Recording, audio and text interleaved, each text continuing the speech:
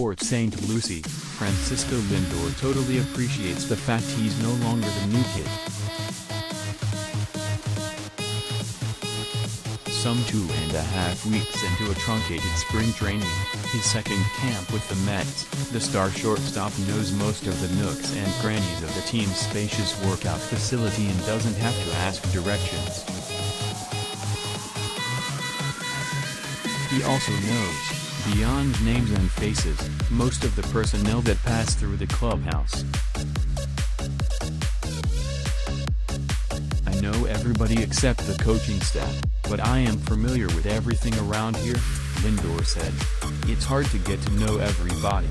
You know, the coaches, but you don't know them. You know what I am saying? I'm still trying to get used to them. There has been plenty for the Mets to like about Lindor's spring. In 5 games, entering Tuesday night against the Marlins, he had homered 3 times and posted a 1.444 OPS. But other than the tiny sample size, there is the fact it's only spring training.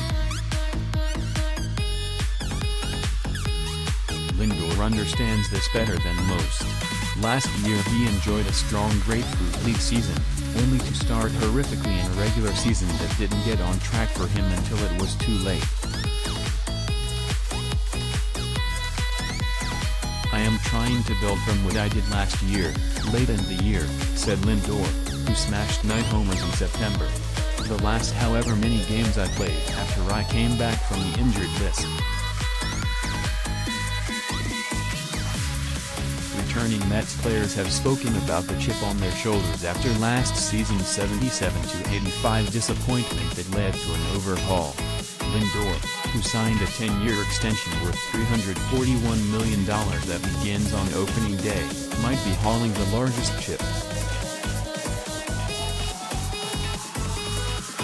Lindor's final numbers included a .230/.322/.412/ line with 20 homers and 63 RBIs.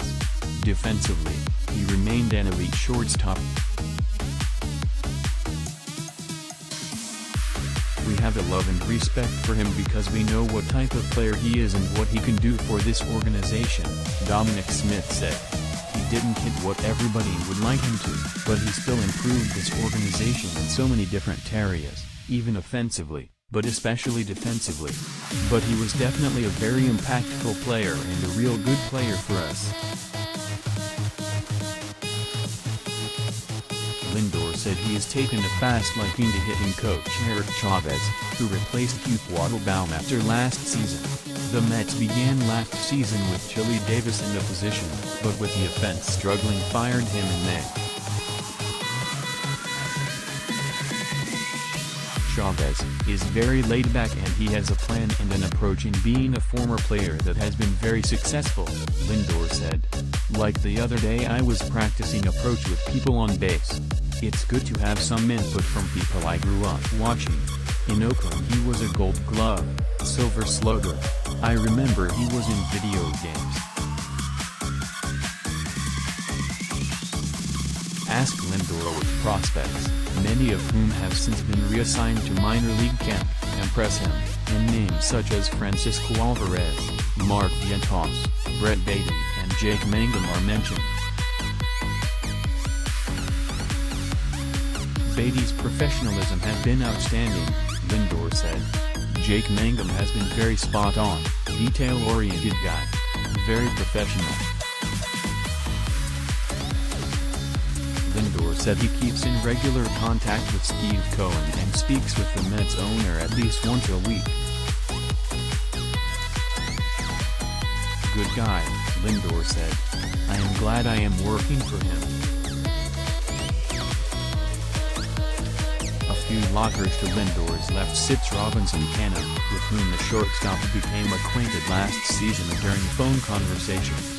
Cano, who was suspended for the season following a second pet infraction, said his relationship with Lindor has blossomed in spring training. He also expects Lindor to help carry the Mets lineup this season. Last year is just 1 year, Cano said. It doesn't mean Lindor forgot how to play baseball. The guy is going to be here for the next 10 years.